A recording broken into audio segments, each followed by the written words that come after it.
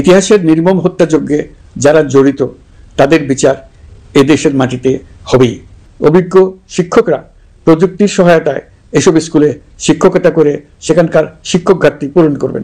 মাথায় রাখবেন, পরাজিত শক্তি নির্বাচনের আগ পর্যন্ত বারবার মাথাচাড়া দিয়ে ওঠার চেষ্টা করবে। তার জন্য প্রস্তুতি নিন। প্রিয় দেশবাসী, দেশের ইতিহাসে এখন পর্যন্ত যতগুলো বড় সংঘাত সহিংসতার ঘটনা ঘটেছে তার সবগুলোর নেপথ্য কারণ ছিল ত্রুটিপূর্ণ নির্বাচন। আমাদেরকে নিশ্চিত করতে হবে ভবিষ্যতের কোনো সরকারই যেন আর ফ্যাসিস্ট হয়ে উঠতে না পারে। রাষ্ট্রকে এমনভাবে মেরামত করতে হবে যাতে কখনো কোথাও ফ্যাসিবাদের লক্ষণ পাওয়া গেলেই সেটিকে যেন তাৎক্ষণিকভাবে সেখানেই নির্মূল করা যায়, আর যেন 16 বছরের জন্য অপেক্ষা করতে না হয়, বহু মানুষকে প্রাণ দিতে না হয়, আমাদের যেন আরেকটি গণ অভ্যুত্থানের প্রয়োজন না হয়। জুলাই আগস্টের মানবতা বিরোধী অপরাধ মামলায় বিচার কাজ দৃঢ়ভাবে এগিয়ে চলেছে। বিচারের আনুষ্ঠানিক শুনানি পর্বও শুরু হয়েছে।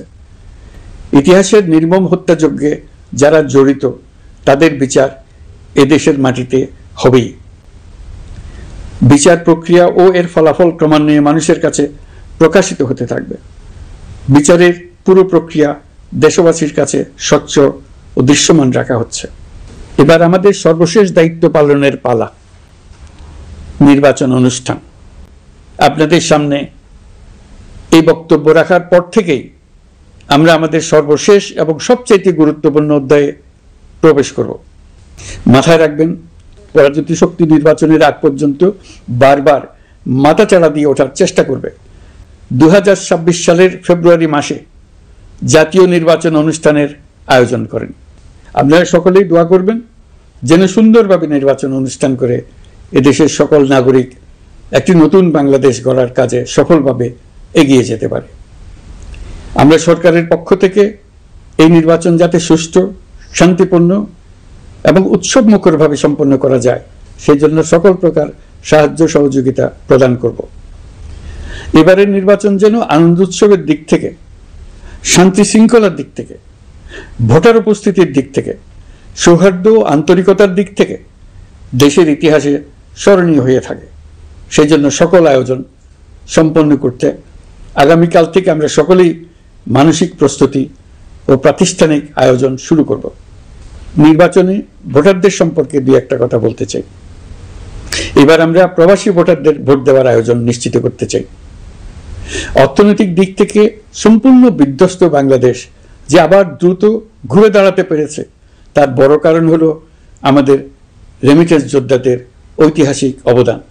নির্বাচনে তাদের অংশগ্রহণ নিশ্চিত করার জন্য নির্বাচন কমিশন প্রস্তুতি নিচ্ছে। নারী ভোটাররা যেন দেশের সর্বত্র নির্দ্বিধায় আনন্দোৎসব সহকারে তাদের ভোট দিতে পারে এটা নিশ্চিত করতে চাই। এবার যেন কেন্দ্রে কেন্দ্রে নারী ভোটারদের ঢল নামে, আমরা সেই লক্ষ্যে সমস্ত ব্যবস্থা গ্রহণ করব। দেশের মানুষের ভোটাধিকার কেড়ে নেবার কারণে গত 15 বছর ধরে নাগরিক বৃন্দ ভোট দিতে পারেনি। এবারের নির্বাচনে আমরা আমাদের বকেয়া আনন্দ সহ মহা আনন্দে ভোট দিতে চাই। এবারের নির্বাচনে জীবনে প্রথমবার ভোট দিতে যাবে এরকম ভোটাররা নানা উৎসবের মধ্য দিয়ে ভোট কেন্দ্রে যাবে, তাদের এই দিনটি স্মরণীয় করে রাখার জন্য। এর মধ্যে নতুন নারী ভোটার থাকবে, নতুন পুরুষ ভোটার থাকবে, এর মধ্যে এমন ভোটার থাকবে যারা 15 বছর আগে থেকেই ভোট দিতে পারত কিন্তু জীবনে একবারও ভোট দিতে পারেনি। এর মধ্যে আসবে যারা 10 বছর আগে, 5 বছর আগে ভোট দিতে পারত কিন্তু পারেনি।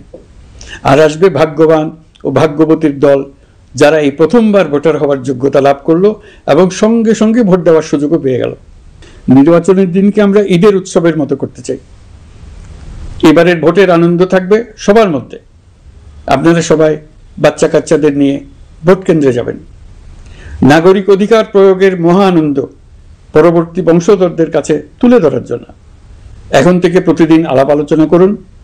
আপনার এলাকায় ভোটদান ব্যবস্থা কেমন হলে সুন্দর হয়, কেমন হলে আনন্দমুখর হয় সেটা আগে থেকে ঠিক করার জন্য নতুন বাংলাদেশ গড়ার কাজের ভিত্তি রচনা হবে এবারের নির্বাচনে। তার জন্য প্রস্তুতি নিন। প্রিয় দেশবাসী, দেশের ইতিহাসে এখন পর্যন্ত যতগুলো বড় সংঘাত সহিংসতার ঘটনা ঘটেছে তার সবগুলোর নেপথ্য কারণ ছিল ত্রুটিপূর্ণ নির্বাচন। ত্রুটিপূর্ণ নির্বাচনের মধ্য দিয়ে কোনো দল যদি গায়ের জোরে নির্বাচিত হয়ে ক্ষমতায় আসে, তার চূড়ান্ত পরিণতি কি তার জুলাই অভ্যুত্থান আমাদের দেখিয়ে দিয়েছে। আমরা ইতিহাসের কলঙ্কিত কোনো অধ্যায়ের পুনরাবৃত্তি আর করতে চাই না। আপনারা প্রত্যেকেই অবগত আছেন, একটা গোষ্ঠী নির্বাচনকে বাধাগ্রস্ত করার জন্য উন্মুখ হয়ে আছে। তারা দেশের গণতান্ত্রিক অগ্রযাত্রাকে ব্যাহত করতে দেশের বাইরে বসে ভেতরে থেকে নানা অপচেষ্টায় লিপ্ত রয়েছে।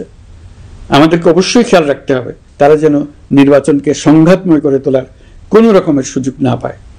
কিন্তু একটি অবাধ, সুষ্ঠু, নিরপেক্ষ নির্বাচন সফলভাবে আয়োজন করা গেলে অপশক্তির পরাজয় চূড়ান্ত হবে। নির্বাচন সংক্রান্ত বিষয়ে প্রতিনিয়ত পরামর্শ নেওয়ার জন্য আমরা প্রযুক্তির সাহায্য নেব। এই জন্য একটি অ্যাপ তৈরির উদ্যোগ নিচ্ছি। দ্রুত এই অ্যাপটি চালু হবে। আপনারা আপনাদের সকল পরামর্শ, সকল মতামত, সকল আশঙ্কা এবং উদ্যোগের কথা এই অ্যাপের মাধ্যমে আমাদেরকে জানাবেন। আমরা তা যথাযথ কর্তৃপক্ষকে জানিয়ে দেব, সমস্যা সমাধানের জন্য ব্যবস্থা নেব। রাজনৈতিক দলগুলোর প্রতি আমার আহ্বান থাকবে, আপনাদের নির্বাচনী ইশতেহারে, আপনাদের প্রতিশ্রুতি, প্রতিজ্ঞা, পরিকল্পনায় কোনো কিছুতেই যেন তরুণরা বাদ না পড়ে, নারীরা বাদ না পড়ে। মনে রাখবেন, যে তরুণ তরুণীরা বাংলাদেশকে বদলে দিয়েছে তারা বিশ্বকেও বদলে দেওয়ার ক্ষমতা রাখে। আপনার দল থেকে তাদেরকে সেই সুযোগ দেওয়ার উদ্যোগ নেন। আগামী নির্বাচনে সবাই নিরাপদে যার যার পছন্দের প্রার্থীকে ভোট দেবে, এটা নিয়ে কারো কোনো আপত্তির সুযোগ রাখা যাবে না। আমরা সবাই সবার পছন্দের প্রতি সম্মান দেখাবো, এটাই হোক আমাদের প্রতিজ্ঞা। প্রিয় দেশবাসী, আপনারা জানেন সরকার দায়িত্ব গ্রহণের পরপরই দেশের দক্ষিণ ও উত্তরাঞ্চলে যে ভয়াবহ বন্যা পরিস্থিতি তৈরি হয়েছিল তা ফসল উৎপাদনে ব্যাপক ক্ষতি সাধন করেছে। এর ফলে নিত্য প্রয়োজনীয় পণ্যের মূল্য বৃদ্ধির আশঙ্কা হয়েছিল। তবে সংশ্লিষ্ট প্রতিষ্ঠান ও কর্তৃপক্ষের যথাযথ পদক্ষেপ, নজরদারি ও মধ্যস্বত্বভোগীদের দৌরাত্ম্য কমানোর ফলে এটি এড়ানো গেছে। বর্তমান অন্তর্বর্তীকালীন সরকারের প্রতি প্রবাসীদের অসীম আস্থার ফলে মুদ্রা বাজারেও স্থিতিশীলতা ফিরে এসছে। গত অর্থ বছরে ব্যাংকিং চ্যানেলে রেকর্ড $3033 কোটি প্রবাসী আয় দেশে এসছে। রপ্তানি আয়ে প্রায় 9% প্রবৃদ্ধি হয়েছে। এর ফলে টাকা শক্তিশালী হয়েছে। অনেক বছর পর ডলারের বিপরীতে টাকার মান বাড়ছে। গত 11 মাসে বৈদেশিক পাওনাদারদের পাওনা সুদ ও আসল বাবদ $4 বিলিয়ন অর্থাৎ $400 কোটি অর্থ পরিশোধ করা হয়েছে, যা এ যাবৎকালের সর্বোচ্চ। আগের বকেয়া আদায় পরিশোধের পরও বৈদেশিক মুদ্রার রিজার্ভ বাড়ছে। আগামীতে এই ধারা বজায় থাকবে বলে আমরা আশা করি। বিদেশি বিনিয়োগ বৃদ্ধিতে বিভিন্ন উদ্যোগ নেওয়ার ফলে এই বছরের প্রথম 3 মাসে বিদেশি বিনিয়োগ এসছে $10,500 কোটি। গত বছরের একই সময়ের তুলনায় এটা দ্বিগুণেরও বেশি। আর অক্টোবর থেকে হিসাব করলে 6 মাসে ফরেন ডাইরেক্ট ইনভেস্টমেন্ট এসছে $16,500 কোটি, যা গত সরকারের আমলের শেষ 6 মাসের তুলনায় দ্বিগুণ। কর্মসংস্থান সৃষ্টি অন্তর্বর্তীকালীন সরকারের অন্যতম বড় লক্ষ্য। সম্প্রতি হংকং ভিত্তিক শিল্পগোষ্ঠী হান্ডা বাংলাদেশের বস্ত্র ও তৈরি পোশাক খাতে $250 মিলিয়ন বিনিয়োগের প্রতিশ্রুতি নিয়ে এসছে, যা এই খাতে চীনা কোনো কোম্পানির একক সর্বোচ্চ বিনিয়োগ। তাদের এই বিনিয়োগের ফলে 25,000 লোকের কর্মসংস্থান হবে। আমরা দৃঢ়ভাবে বিশ্বাস করি হান্ডার এই বিনিয়োগ আরও চীনা কোম্পানিকে এই দেশে বিনিয়োগের জন্য উৎসাহিত করবে। এর মাধ্যমে আমাদের তরুণ তরুণীদের কর্মসংস্থানের পথ খুলবে। গত 16 বছরে দেশ থেকে যে বিপুল পরিমাণ অর্থ পাচার হয়ে গিয়েছে, আমরা সেটা ফিরিয়ে আনার উদ্যোগ নিয়েছি। এই দীর্ঘ আইনি প্রক্রিয়ার জন্য সরকার নামকরা বিদেশি আইনি প্রতিষ্ঠানকে নিয়োগ দিয়েছে। যথাযথ আইনি পদক্ষেপের ফলে বিশ্বের বিভিন্ন দেশে ফেসিবাদী দুর্বৃত্তরা যে অর্থ সম্পদের পাহাড় গড়েছে তার কিছু কিছু ইতিমধ্যে জব্দ হয়েছে। এই কার্যক্রম সঠিকভাবে চালিয়ে যেতে পারলে অল্প সময়ের মধ্যে আরও কিছু ইতিবাচক ফলাফল পাওয়া যাবে বলে আমরা বিশ্বাস করি। দেশের ভেঙে পড়া অর্থনীতিকে মজবুত করতে হলে আমাদের চিন্তায় মৌলিক পরিবর্তন আনতে হবে। আমি বরাবরই বলে এসেছি, এদেশের নদী ও বিশাল সমুদ্র আমাদের মূল্যবান সম্পদ। আমরা এই সম্পদকে কাজে লাগিয়ে সমান্তরালভাবে পানিভিত্তিক অর্থনীতি গড়ে তুলতে চাই। আমরা প্রায় ভুলে যাই যে বঙ্গোপসাগরের একটা অংশও আমাদের দেশ। এর পরিমাণ আমাদের মোট জমির পরিমাণের চাইতে বেশি। আমরা প্রায় সবসময় জমিভিত্তিক আমাদের অর্ধেক দেশ নিয়ে মাথা ঘামাই, বাকি পানিভিত্তিক অর্ধেক দেশকে হিসাবেই ধরি না, কারণ আমরা ওই অংশে বসবাস করি না। আমরা তো হাওর বাওরেও বসবাস করি না, তাই বলে তো তাকে হিসাবের বাইরে রাখেন। এখন থেকে আমাদের অংশের বঙ্গোপসাগরকে আমরা আমাদের দেশের মূল্যবান অংশ, এই কথা সবসময় মাথায় রেখে অগ্রসর হব। এই অংশের পানির উপর দিয়ে দেশ বিদেশের সঙ্গে আমরা বাণিজ্য করব, তার মাধ্যমে আমরা পুরো পৃথিবীকে আমাদের প্রতিবেশী বানাবো। এই পানির মধ্যে আছে অফুরন্ত সম্পদ, মৎস্য সম্পদ, যা প্রতি বছর ফসল দেয়। এই পানির নিচে আছে অফুরন্ত গ্যাস। এর সব কিছুকে নিয়েই প্রতিনিয়ত আমাদের চিন্তা ভাবনাকে চালিত করতে হবে। বর্তমান সরকার চট্টগ্রাম বন্দর ব্যবস্থাপনাকে নতুন করে সাজানোর উদ্যোগ নিয়েছে। সরকার সম্প্রতি বাংলাদেশ নৌবাহিনী পরিচালিত ড্রাই ডক লিমিটেডকে নিউ মুরিং টার্মিনাল কন্টেইনার হ্যান্ডলিংয়ের দায়িত্ব দিয়েছে। তারা কাজ শুরু করা মাত্রই কিছু ইতিবাচক পরিবর্তন এসছে। প্রথম 2 সপ্তাহে দেখা গেছে আগের তুলনায় প্রতিদিন গড়ে 225টি বেশি কন্টেইনার হ্যান্ডলিং হচ্ছে। এই বন্দরকে আধুনিকভাবে গড়ে তোলা গেলে তা শুধু বাংলাদেশের অর্থনীতিতেই ভূমিকা রাখবে না, নেপাল, ভুটান সহ পার্শ্ববর্তী অঞ্চলের অর্থনীতিতে ইতিবাচক ভূমিকা রাখতে সক্ষম হবে। বিনিময়ে তারাও উপকৃত হবে, আমরাও উপকৃত হব। আমাদের উপকূল অঞ্চল অফুরন্ত সম্ভাবনার আধার। কুমিরা থেকে টেকনাফ পর্যন্ত নানা বন্দরের কর্মচাঞ্চল্যে সমগ্র উপকূল অঞ্চলকে দক্ষিণ এশিয়ার একটি গুরুত্বপূর্ণ অর্থনৈতিক প্রাণকেন্দ্র হিসেবে প্রতিষ্ঠা করবে। এই পুরো অঞ্চলে অনেকগুলো শিল্পাঞ্চল গড়ে উঠবে শুধু সমুদ্রের সান্নিধ্য এবং তার ব্যবহারের দক্ষতার কারণে। সমুদ্র উপকূলীয় অঞ্চলের সম্পদ ও পরিবেশের টেকসই ব্যবহার নিশ্চিত করতে আমাদের বন্ধু দেশগুলোর সঙ্গে আলোচনা শুরু করেছি। তারা উৎসাহ সহকারে সাড়া দিয়েছেন। গভীর সমুদ্রকে আমরা এখনো আমাদের কল্যাণে কাজে লাগাতে পারিনি। একে কেন্দ্র করে আমরা মাছ পালন, আহরণ ও প্রক্রিয়াজাতকরণের শিল্প গড়ে তুলতে কাজ শুরু করেছি। এতে করে লক্ষ লক্ষ মানুষের কর্মসংস্থান হবে, আমাদের অর্থনীতি নতুন শক্তিতে বলীয়ান হবে। প্রিয় দেশবাসী, প্রবাসী বাংলাদেশিদের জন্য ভিসা সংক্রান্ত জটিলতা দূর করতে আমরা গভীরভাবে কাজ করে যাচ্ছি।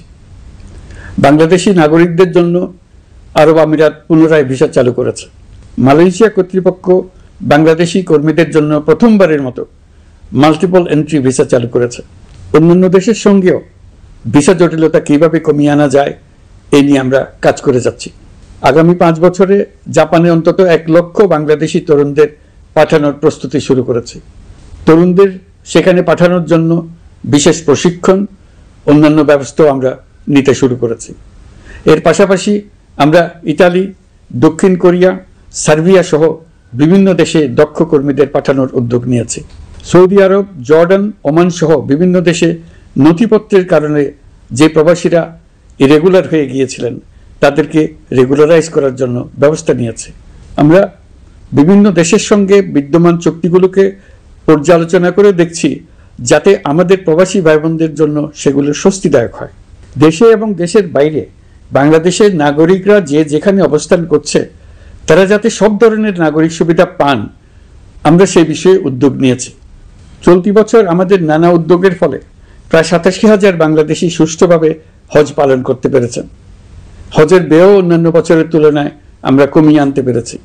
হাজিরা যাতে নির্বিঘ্নে হজ সম্পন্ন করতে পারে সেজন্য লাব্বায়েক নামে অ্যাপ চালু করেছে, যার মাধ্যমে ঘরে বসেই হাজিদের আত্মীয় স্বজন, পরিবার পরিজন তাদের অবস্থান প্রতি মুহূর্তে জানতে পেরেছেন।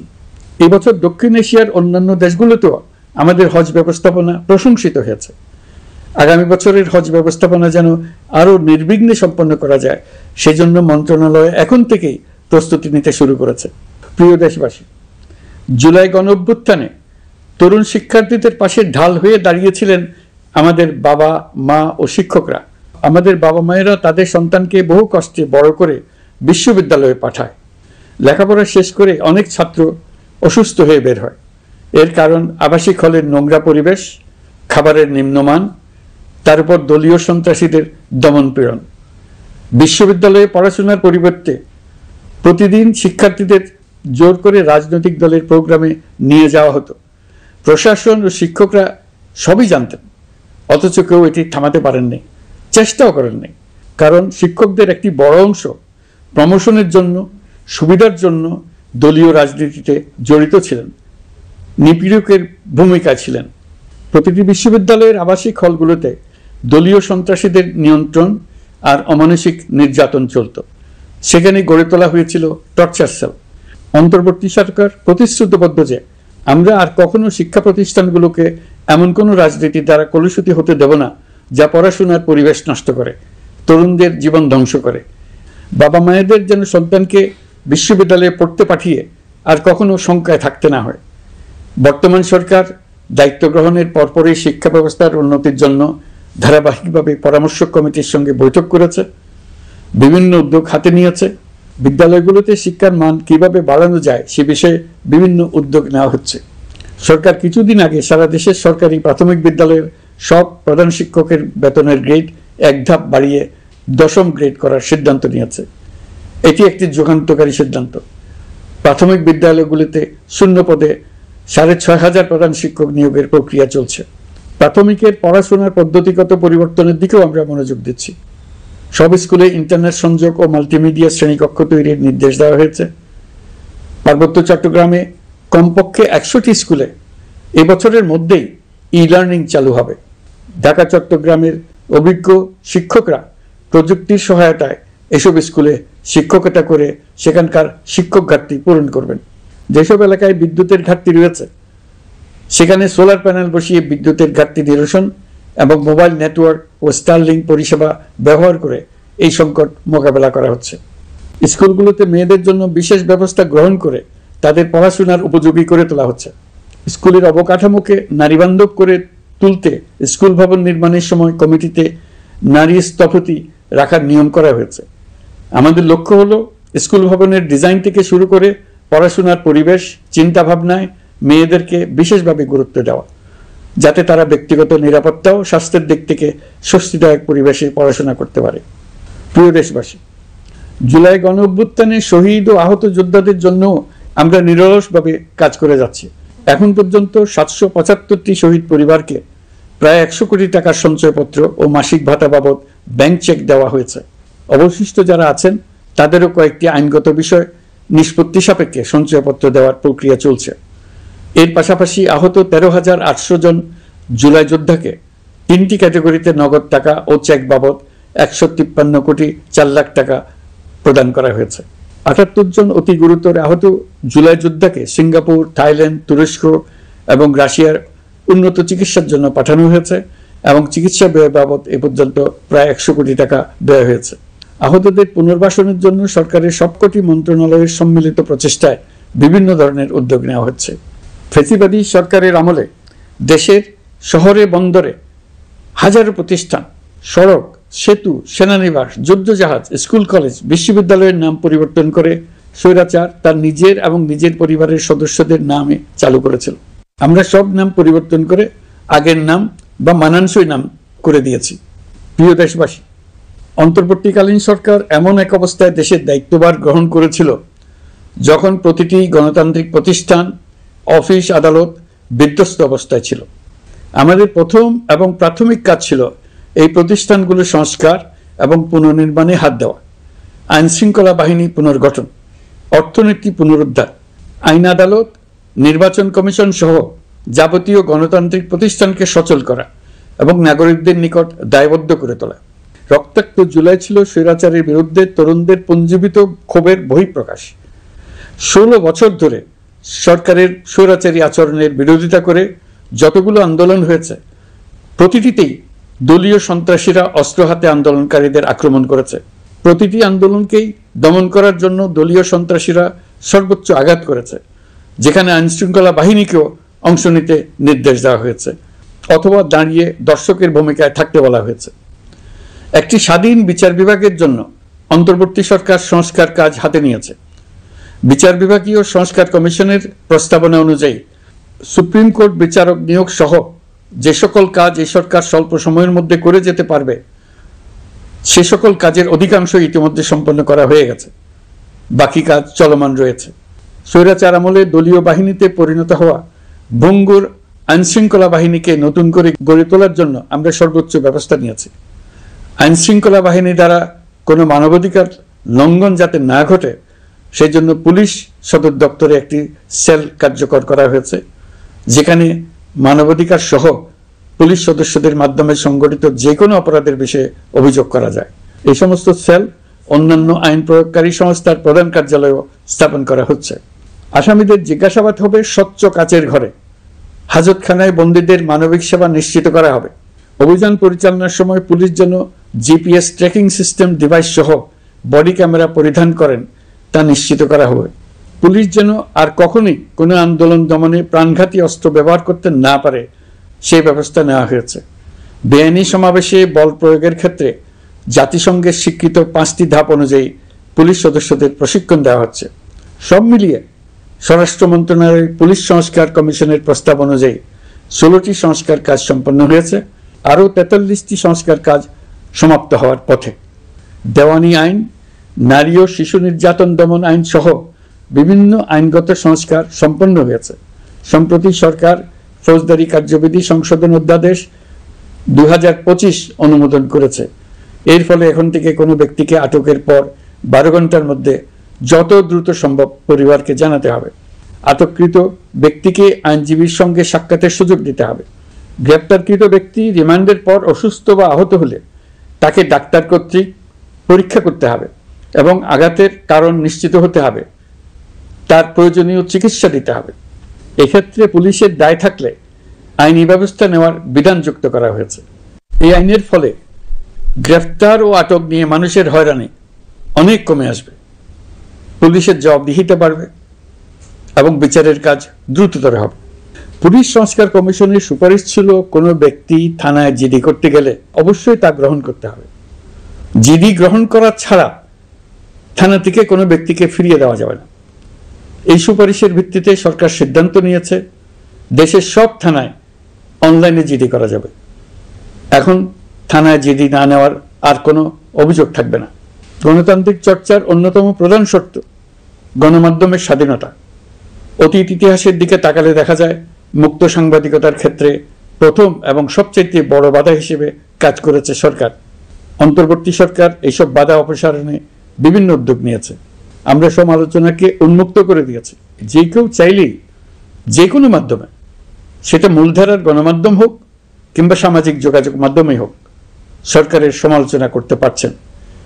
এমনকি রাষ্ট্রীয় গণমাধ্যমেও সরকারের সমালোচনা করা যাচ্ছে। নিকট অতীতে যা ছিল অকল্পনীয়। সাংবাদিকদের জবাবদিহিতা নিশ্চিত করার জন্য সরকার ইতিমধ্যে প্রেস কাউন্সিল পুনর্গঠন করেছে। আপনারা জানেন, সামাজিক যোগাযোগ মাধ্যমে প্রতিদিন বিপুল পরিমাণ গুজব ও অপতথ্য ছড়িয়ে পড়ছে। দেশকে অস্থিতিশীল করতে হাতিয়ারে পরিণত হয়েছে গুজব। অপতথ্য মোকাবেলা করার জন্য সাংবাদিকদের সক্ষমতা বাড়াতে বিভিন্ন ধরনের প্রশিক্ষণের ব্যবস্থা নেওয়া হচ্ছে। স্বৈরাচারী সরকার আমলে সাংবাদিকতার ক্ষেত্রে বড় বাধা ছিল ডিজিটাল নিরাপত্তা আইন, যা পরে সাইবার নিরাপত্তা আইন রূপে আবির্ভূত হয়েছিল। আমরা এই আইনটি বাতিল করেছি। এই আইনের অধীনে সাংবাদিকদের বিরুদ্ধে করা সব মামলা বাতিল করা হয়েছে।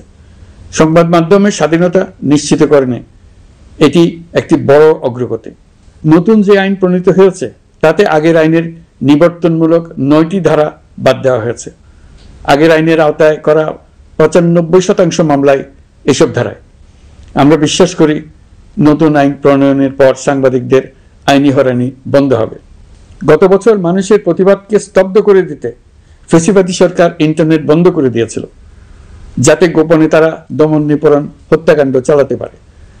অন্তর্বর্তী সরকার সাইবার সুরক্ষা আইন সংশোধন করে নতুন অধ্যাদেশে প্রথমবারের মতো ইন্টারনেটকে মৌলিক অধিকার হিসেবে অন্তর্ভুক্ত করেছে। সম্প্রতি আন্তর্জাতিক bandwidth real time internet traffic পরিবহনে 4 টেরাবাইট সেকেন্ডের মাইলফলক অতিক্রম করেছে বাংলাদেশ সাবমেরিন কেবলস পিএলসি। বাংলাদেশে ইন্টারনেট সেবার মান ভালো করতে সরকারের পক্ষ থেকে সর্বোচ্চ উদ্যোগ নেওয়া হয়েছে। প্রিয় দেশবাসী, আপনাদের আহ্বানে একটি ঐতিহাসিক সন্ধিক্ষণে আমরা দায়িত্বভার গ্রহণ করেছিলাম। জুলাই অভ্যুত্থানের সৃষ্ট নতুন বাংলাদেশের যে অভূতপূর্ব সম্ভাবনা জাগ্রত হয়েছে, তাকে এগিয়ে নিতে আপনারা আমাদেরকে দায়িত্ব দিয়েছিলেন। গত 12 মাস ধরে আপনাদের সবাইকে সাথে নিয়ে জুলাইয়ের দাবি পূরণের চেষ্টা করে যাচ্ছি।